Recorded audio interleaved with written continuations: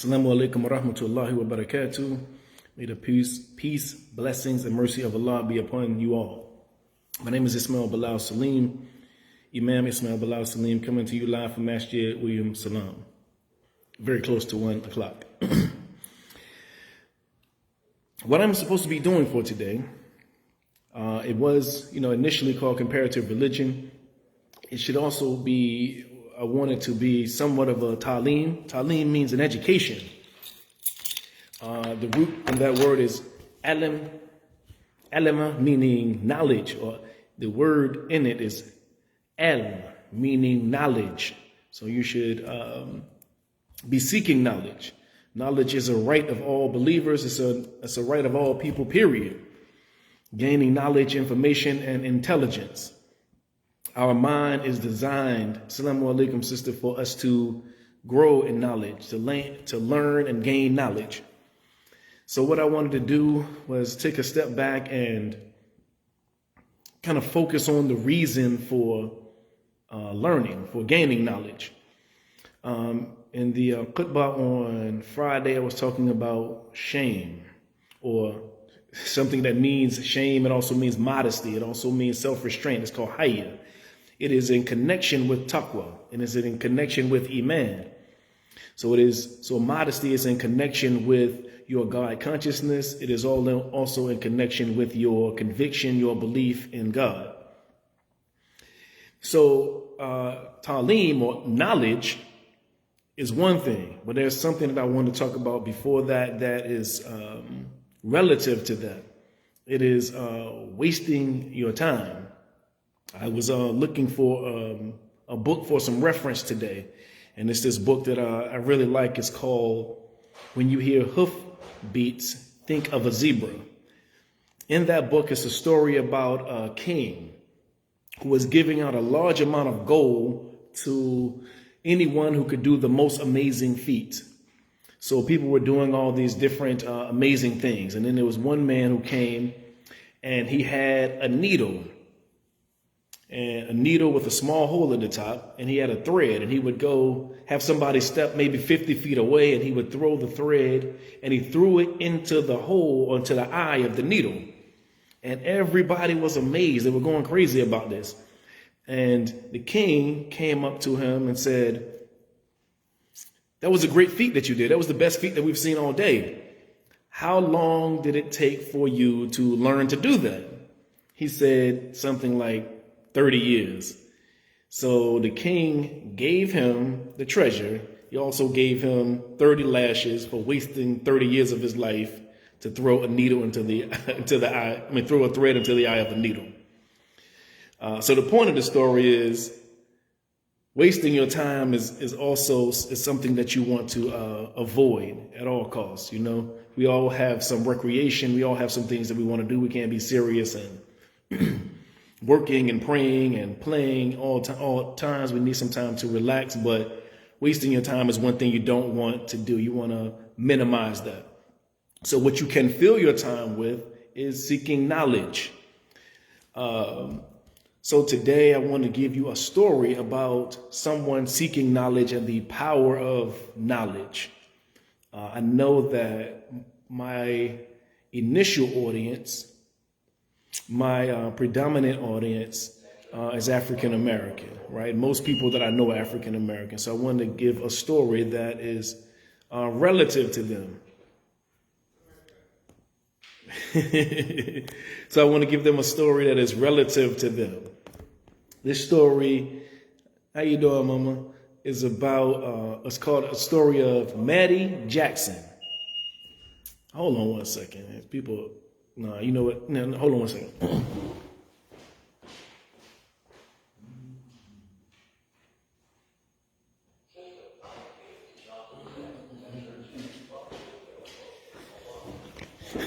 All right. It's a story of Mattie Jackson. She had her own story written, actually. So it was basically an autobiography, similar to Malcolm X's autobiography or Frederick Douglass's narrative. It's actually a lot closer to Frederick Douglass's narrative. And this is what she has written, or what she writes at the beginning of her narrative. She says, my ancestors were transported from Africa to America at the time of the slave trade when it flourished in the eastern states. I cannot give dates as my progenitors, being slaves, had no means of keeping them. By all accounts, my great-grandfather was captured and brought from Africa. His original name I never learned. His master's name was Jackson. So that's where he got his name. His father got his name, and she got her name. They were taken, stolen from Africa. Assalamu alaikum, sister. I didn't realize you was going to be here. I could do this in there. You want me to do it in there? Okay. So let me start over. It's a story about Mattie Jackson. She's talking about, so the story was written, she was formerly a slave, and she learned to be literate. And I'll give you the background on that initially. The whole point of this really is the importance of gaining knowledge, gaining ilm. She said, my ancestors were transported from Africa to America at a time when the slave trade was flourishing in the eastern states. I can't give you a date because her progenitors were slaves and they couldn't keep the date. Also, her great-grandfather was captured and brought from Africa to the Americas, and she doesn't know his original name. But his slave master's name was Jackson. And the only available records of Mattie Jackson's life came from her own narrative. As I said, she narrated her story to her stepmother. Her stepmother became a doctor. So Mattie Jackson was born around 1846 in St. Louis, Missouri. Her father was Wesley Jackson, and her mother's name was Ellen Turner. Both of them were slaves or enslaved people, and they were on different plantations. They had different slave holders. Wesley Jackson was on one plantation, and her mother, Ellen Turner, was on another plantation. Although Ellen Turner was sold repeatedly by different slave owners, and they tried to separate the families, Wesley Jackson, her father, had 3 daughters with her mother, Ellen Turner. When Mattie Jackson turned 3 years old, her father was sold to another plantation, but he escaped and went to Chicago before he was transferred. There in Chicago, he became a preacher. The problem, however, is 2 years later, she tried to escape with her husband to meet with her husband in Chicago, but she was accompanying her children, and she was easily and quickly captured. It just speaks to the strength of the African American woman, or the African woman, that she tried to escape with her family. And it was not uncommon for the slave male to escape and leave the family, and then they tried to come with him later because of the roles that the enslaved African male had and the enslaved African female had. So the female was in the house all the time, and the male was asked to go outside. He was asked to run errands, so he would be more likely to be able to escape, able to have people outside of the plantation that would help him escape, make his escapes more successful. So he made it away. She was unable to. And when she got back to her slaveholders, they sold her and Mattie again. Right? 4 years later, Ellen Turner, her mother, Mattie Jackson's mother, remarried. Now, this is a point that I want to emphasize, especially to African Americans today.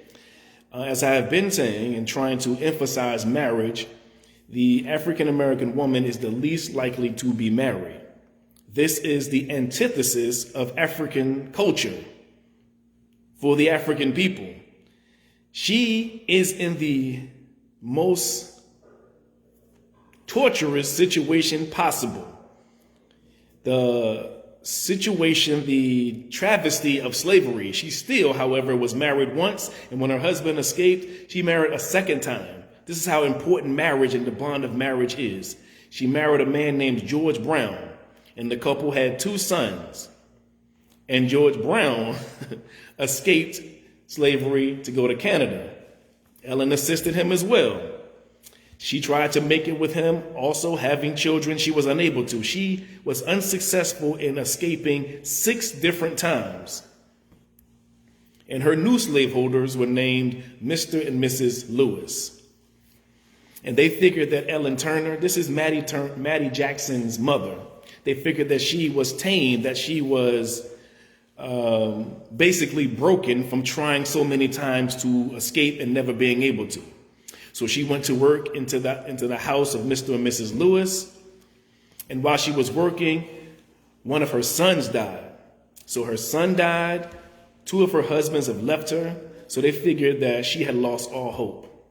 However, this strong African lady, Ellen Turner, did not lose hope. She put all of her hope into her daughter, Mattie Jackson.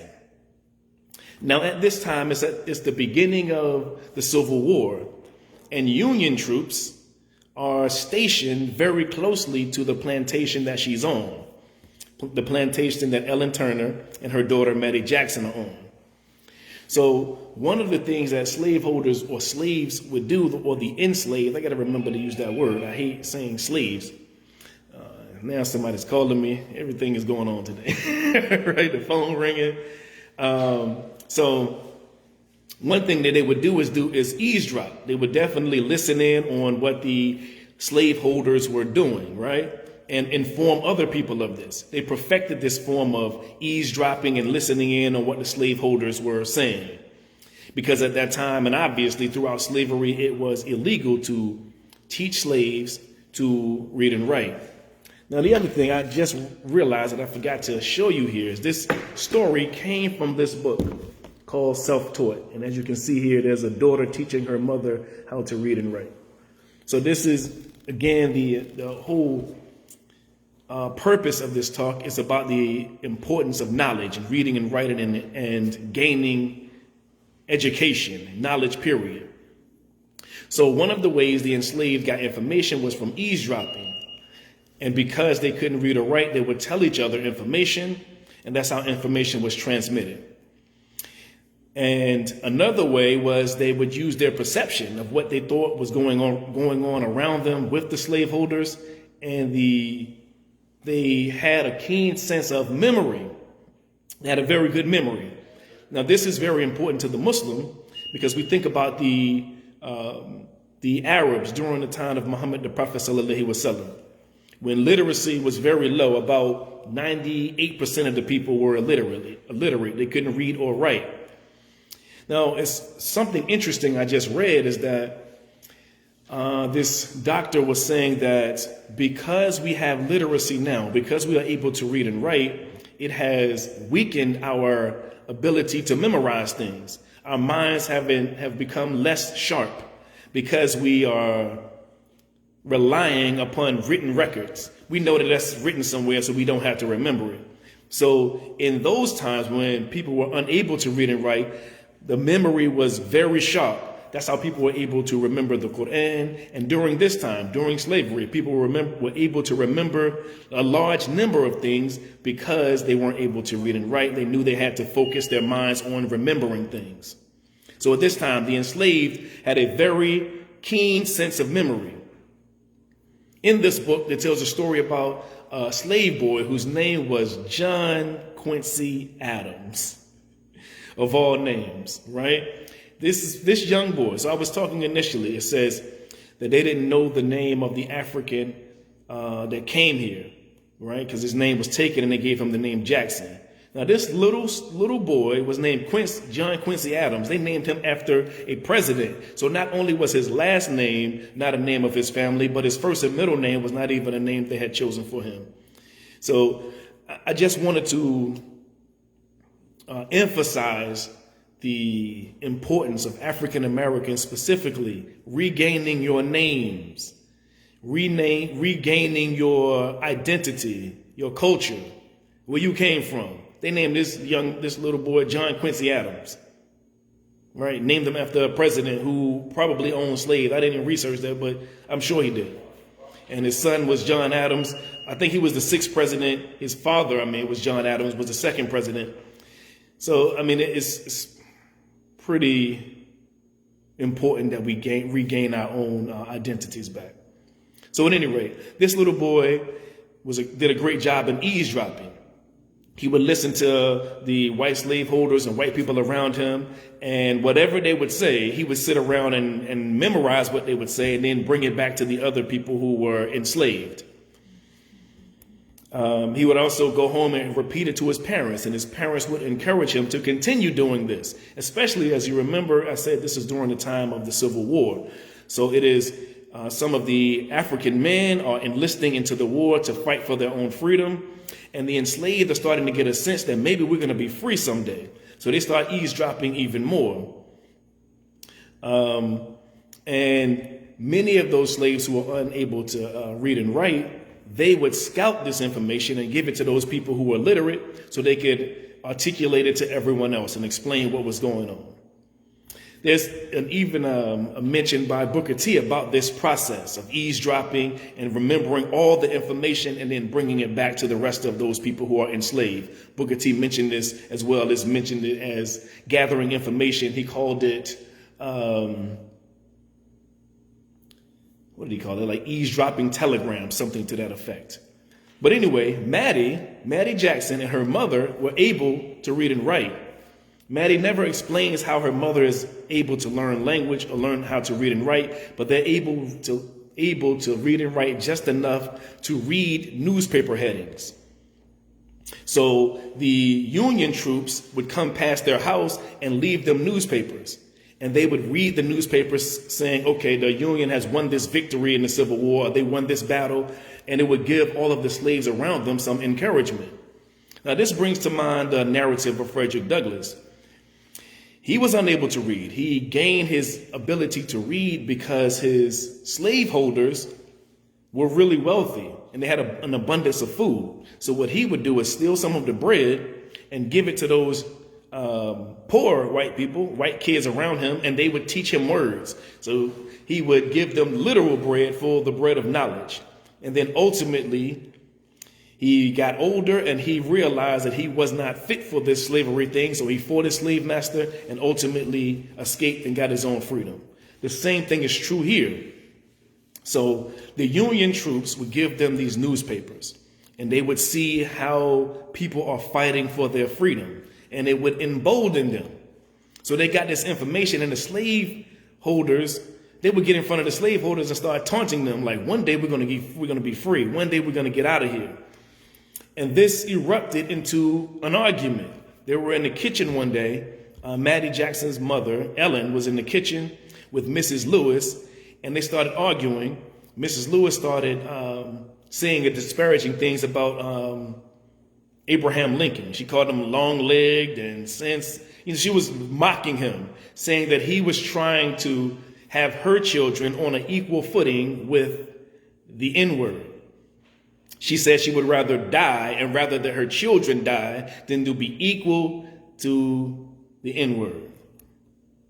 But as I said, this civil war emboldened the Africans who were enslaved. So because it emboldened them, those slaveholders began going to people's homes, not going to their homes, but going to their rooms, trying to find out what slaves were trying to plot against them. So they went into Mattie Jackson's mother's room, and she had a picture posted of Abraham Lincoln right in her room. She got it from the newspaper clippings that those Union troops gave to her. So she posted it on her wall. Miss Lewis came in and was like, what in the world is going on here? Why is this picture posted up? She said, I put it up because I like him, right? This drove Miss Lewis crazy. She hit Miss Ellen. Miss Ellen fell to the ground, and then she punished her for a month, had her sent away for a month to be punished. It's not said exactly what happened to her for this month, but it was clearly a humiliating punishment. But at that point, Miss Lewis again realized that Mattie Jackson's mother was not tamed. She was not broken, that she was still fighting and still wanting to fight for her own freedom. Her mother was using the idea of literacy. She was using that to challenge the slaveholder and the master, the slave and the master dynamic. She was saying that I can understand this article. That's why I took this clipping out. So she used her literacy, her knowledge, to fight against, as much as she could, to fight against slavery. She's thinking, and all the slaves are thinking, we have somebody in a high place now that is fighting for us. The president of the United States has the Union fighting for our freedom. So literacy was used by Ellen, Mattie Jackson's mother, as a symbol of resistance. She was saying, yes, I can read. I know how to read, and they gave me this news clipping, and I like this man. So after about a month long of punishment, Ellen comes back still rebellious, because, as Frederick Douglass said, knowledge makes a person unfit to be a slave. So as soon as they start gaining knowledge, they realize that they should not be slaves. So the Union began winning battles, right? They started winning battles in the Civil War, and this drove Miss Lewis, the slaveholder, crazy. She started going into mourning, crying, and Mattie Jackson, she says that their sad days were our joyful days. So we were shouting and laughing at the top of our voices while she was in there crying. This obviously pissed Miss Lewis off. So she announces to Mattie that she's going to punish her. She said, I'm going to get you punished for all this laughing and cheering about your freedom, or your imminent freedom. She told Mattie to go find a switch to get herself beaten with, and to put it in a corner and wait for Mr. Lewis to come so he can beat her. Mattie did find a switch, but she bent it into the form of an M, the first letter of her name, Mattie, to let her know, I know how to read and write, right? And then Mattie and one of her friends left the house. She went to the Union troops to seek protection. She was basically flaunting her literacy. When she folded that, or she bent that switch into an M, she was trying to say, yes, I can read and write, right? And y'all not going to do nothing to me. You're not going to beat me. And I'm going to leave. Like, I know how to read and write. You can't beat me, and I'm leaving here. What you going to do about it? So her and the girl went to the Union troops to seek protection, but it was still at the beginning of the Civil War, so they hadn't gained power yet. So they sent her back. So she went back to the slaveholder's house. She had to go back to Miss Lewis, but nobody said anything. Nobody said anything about her laughing and joking them. Nobody said anything about the M that she made. Nobody said anything about her abandoning the house. They just chalked it up as, we're going to leave her alone, right? But ultimately, something would have to erupt. Violence erupted a couple of weeks later.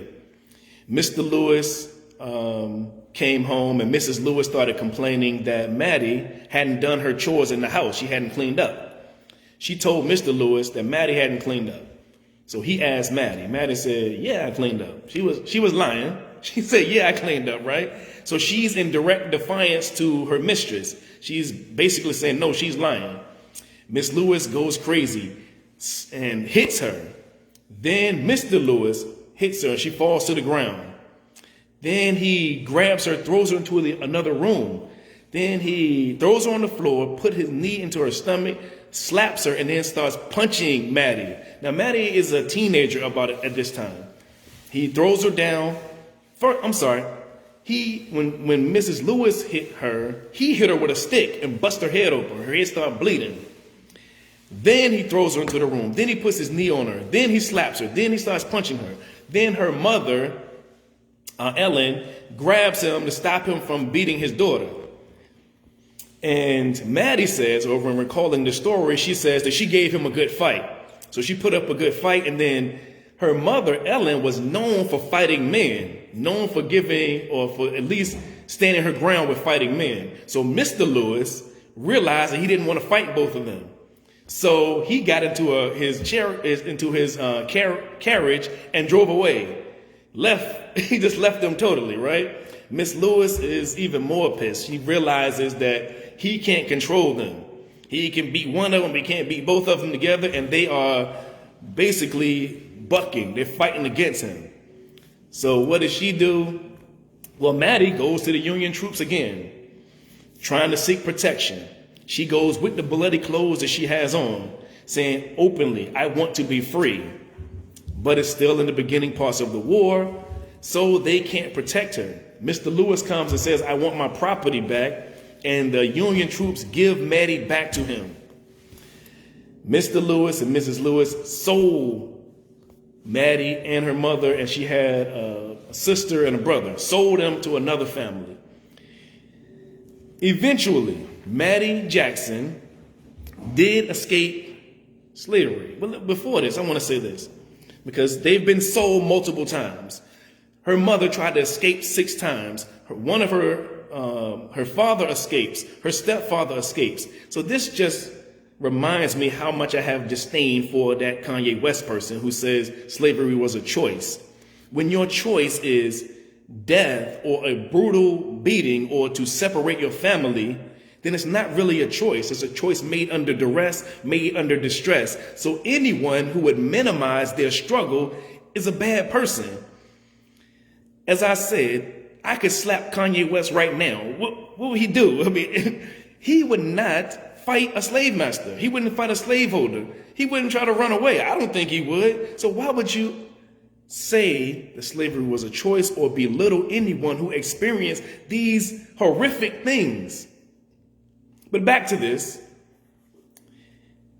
Mattie Jackson finally does escape in 1863, and she escapes how? Using the Underground Railroad, which Kanye West also disparaged Harriet Tubman. I mean, this stuff is inexcusable to me. It's unforgivable to me. This is how she finally escaped. She tried multiple times and finally escaped using the Underground Railroad in 1863. A little bit after that, her sister and her mother, Ellen, finally escaped, and her half-brother successfully escaped slavery. This is before the Civil War ends. She was able to reunite with her brother and with her half-brother and her mother, but she was never able to find her sister again. After their emancipation, Mattie Jackson returned to St. Louis with her mother, and this is what I want to say again. Her mother remarried again. She married 3 times. This is the tradition of Africans.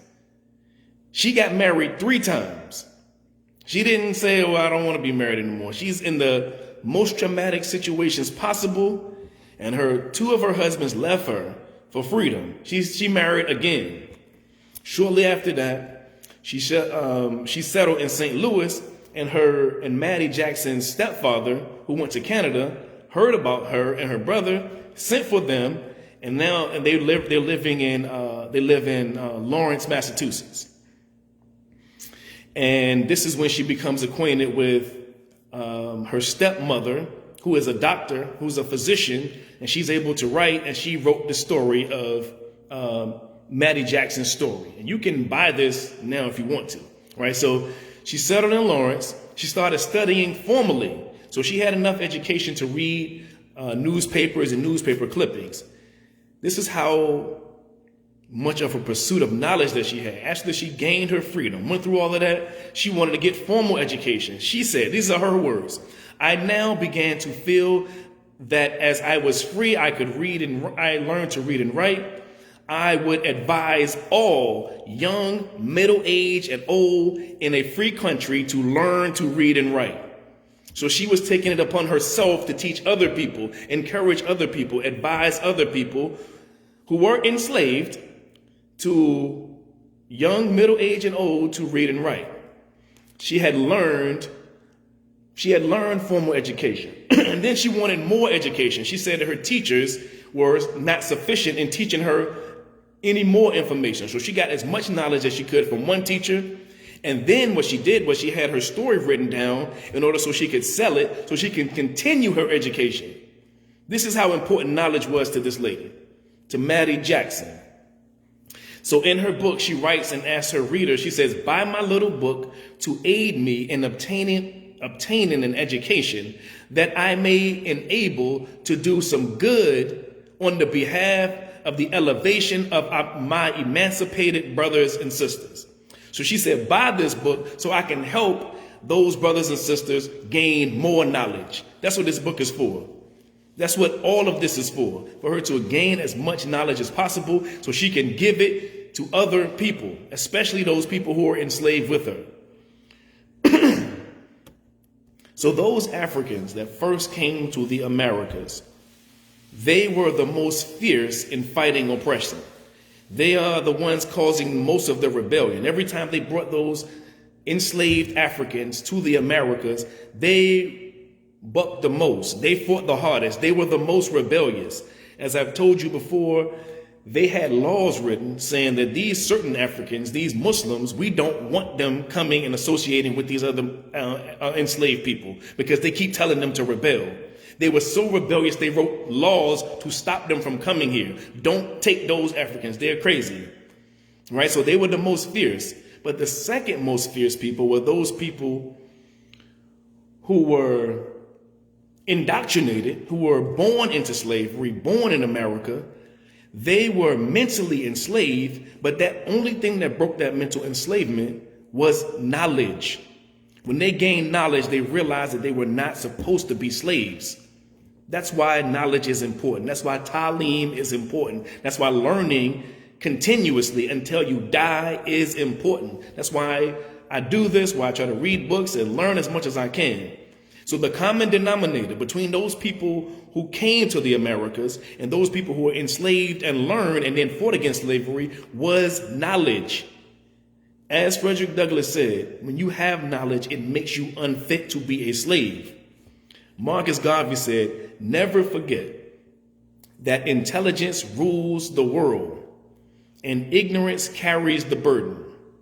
Therefore, remove yourself as far as possible from ignorance and seek as far as possible to be intelligent. So that's the point of all of these things that I'm saying. The reason why I give you this talk on Sunday at 1 o'clock, because I want to light that fire of knowledge inside of you. It freed people who were enslaved. We have at our fingertips all kind of knowledge, but we waste our time with knowledge that is irrelevant, knowledge that is not important to our freedom, not important to our survival, not important to our thriving in our lives. So it is useless knowledge. It is really useless information. Knowledge to make yourself more intelligent, knowledge to make yourself more righteous, knowledge to make yourself more free is the knowledge that you should be seeking. That's the point of all that I had today.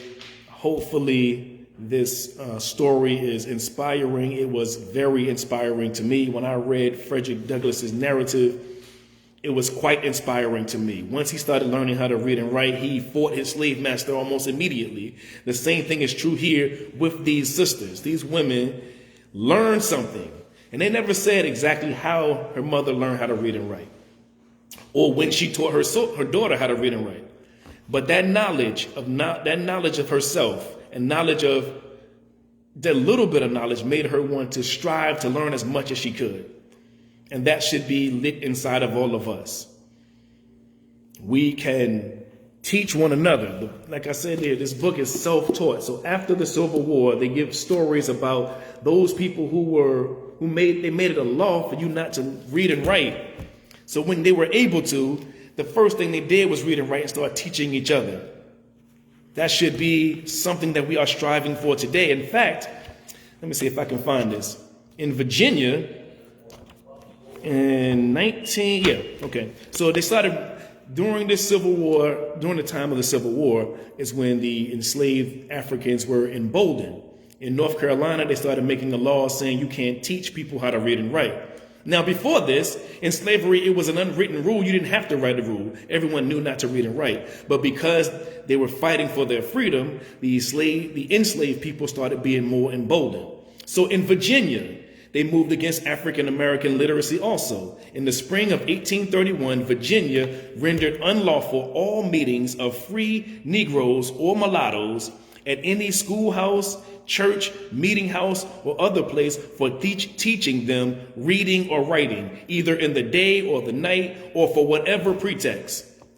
So they put the rule into effect saying don't teach them how to read and write at all. They didn't have to do this initially because it was already a written rule. These people are less than human. We don't have to teach them how to read and write. They can't even learn how to read and write. Then they started learning how to read and write. They started being afraid, and they started making laws saying, don't teach these people how to read and write. Now we can read and write, and we don't read and write anything.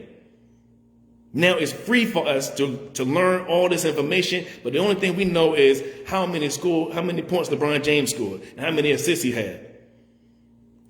And your name is still the name of that slave master.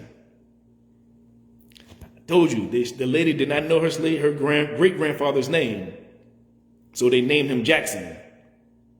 So that's the first step to emancipating yourself, freeing your mind. You have somebody else's name on you. That little boy's name was John Quincy Adams. He was named after a president.